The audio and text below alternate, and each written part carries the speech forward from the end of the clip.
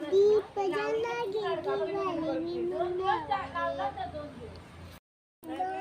आएंगे तो अंगना सजाएंगे दीप जलागे दिवाली में मनाओगे। काय करते बेटा? खेळते बलूनसोबत। कशासोबत? बलूनसोबत। का खेळते?